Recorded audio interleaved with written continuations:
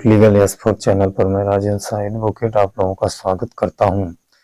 साथियों, high court के कड़े निर्देश के बावजूद भी वकीलों का आंदोलन, हड़ताल लगातार 23 तारीख से 25 तारीख तक अनवरत रूप से जारी रहा, जिसमें प्रदेश के लगभग 92,000 वकीलों ने न्यायालयों का बहिष्कार किया, न्यायालयीन कार्यवाही से विरत रहे। लेकिन इसके बावजूद भी कोई भी पक्ष आज झुकने को तैयार नहीं हो रहा है। साथियों, मध्य प्रदेश हाई कोर्ट के माननीय चीफ जस्टिस स्वमेटो में वकीलों के हड़ताल पर संज्ञान लेते हुए एक आदेश पारित किया और उन्होंने स्पष्ट वार्निंग दिया कि आप ऐसे वकीलों के नाम बताएं जो न्यायालयीन कार्य नहीं कर रहे हैं या न्यायालयीन कार्यवाही में भाग नहीं ले रहे हैं। ऐसे वकीलों के नाम बताएं और उनके खिलाफ हम कोर्ट ऑफ कंटेम्प्ट की कार्यवाही करते हैं। साथियों, इस निर्देश के बाद हमारे स्टेट बार काउंसिल के जो अध्यक्ष हैं, उन्होंने कहा कि हम किसी धमकी से डरने वाले नहीं हैं, हम जेल जाने को तैयार हैं, हम जेल जाएंगे लेकिन पीछे नहीं हटेंगे। यानी कि अब ऐसा प्रतीत होता है कि ये जो आंदोलन है ये निर्णायक मोड़ पे आ चुका है। ये अपनी जिद की विषय वस्तु बना लिए हैं। अब वकील समूह, वकील के जो हमारे स्टेट बार काउंसिल के अध्यक्ष हैं, वो कहते हैं कि आप जो ये 25-25 प्रकरण निराकरण करने के लिए प्रत्येक न्यायालयों में सूचीबद्ध किए हैं, इनको आप हटाएं, ताकि इससे न्याय नहीं मिल पा रहा है, पक्षकारों को समय नहीं मिल पा रहा है, अपने प्रकरणों की समुचित ढंग से पैरवी नहीं कर पा रहे हैं। इस बदौलत से इस तरह की बंदिशें उचित नहीं है, आप इसे वापस लें। लेकिन माननीय उच्च न्यायालय इसे वापस लेने के लिए तैयार नहीं है और अब चूंकि 23 से 25 तक आंदोलन था, 26 को छुट्टी थी, संडे था, तो 26 को ही एक आपातकालीन बैठक बुलाई गई और उस बैठक में यह निर्णय लिया गया कि 27 तारीख को भी आंदोलन जारी रहेगा। 27 तारीख को फिर शाम 6 बजे बैठक है, बैठक के बाद फिर निर्णय लिया जाएगा। तो साथियों, इस तरह से हम देखते हैं कि माने अगर कल को ले लें तो 4 दिन हो गया। 4 दिन वकीलों के बहिष्कार के बदौलत बहुत सारे केसों की पेंडेंसी तो ऑलरेडी बढ़ गई। अगर आप 25-25 मानेंगे तो पूरे राज्य भर में के अधिवक्ता 4 दिन अगर काम नहीं किए तो 4 दिन में कितने केसों का निराकरण न हो गया होता। तो जितने केस वो महीना, 2 महीना, 3 महीना में इस निर्देश के अनुसार निराकरण किए होंगे, निर्णय किए होंगे, उससे अधिक तो पेंडेंसी बढ़ गई 4 दिन में। तो इस मसले पर माननीय हाई कोर्ट को और माननीय स्टेट बार काउंसिल को गंभीरता से सोचना चाहिए और पेंडेंसी को कम करने के लिए दूसरा विकल्प भी हमारे सामने मौजूद है। हमें उन विकल्पों पर भी गंभीरता से चिंतन मनन करना चाहिए।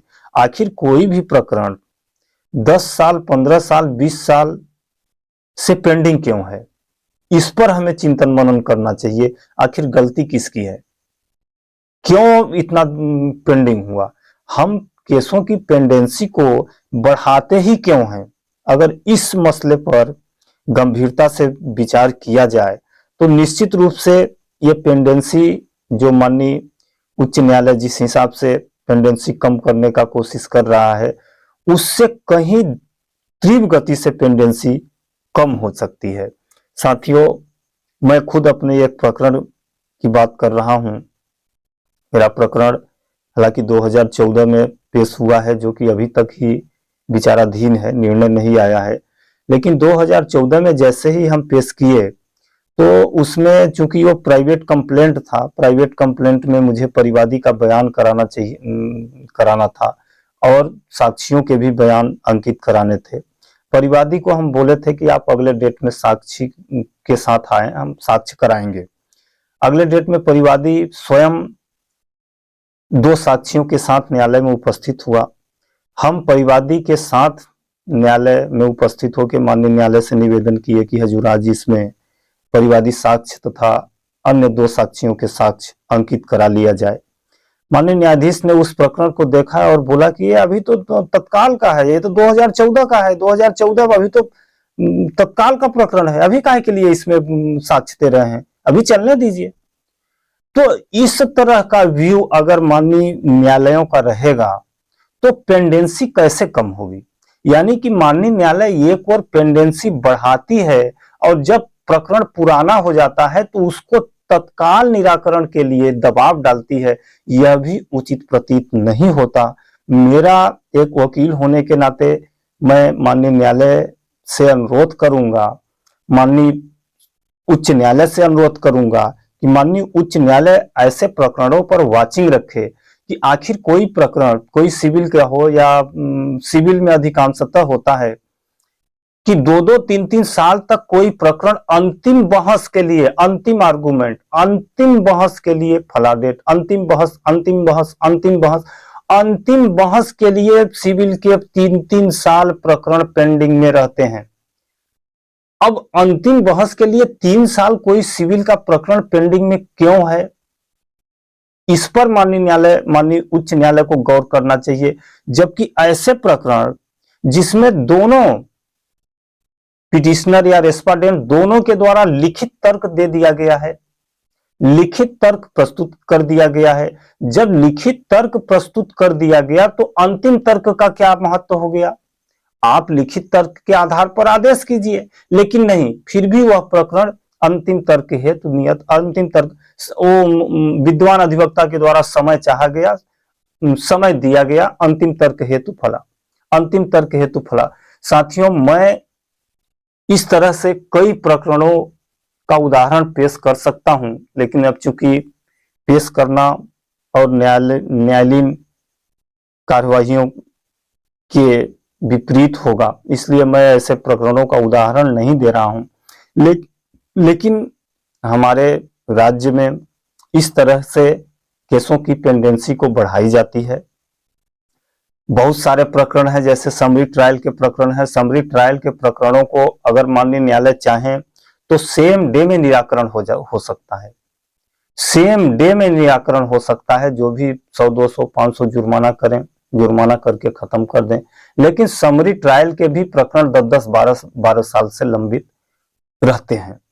तो ये सब बातों पर, छोटी छोटी बातों पर माननीय उच्च न्यायालय को ध्यान देना चाहिए और स्पष्ट गाइडलाइन न्यायालय को जारी करना चाहिए कि हम किस तरह से पेंडेंसी केसों को खत्म कर सकते हैं।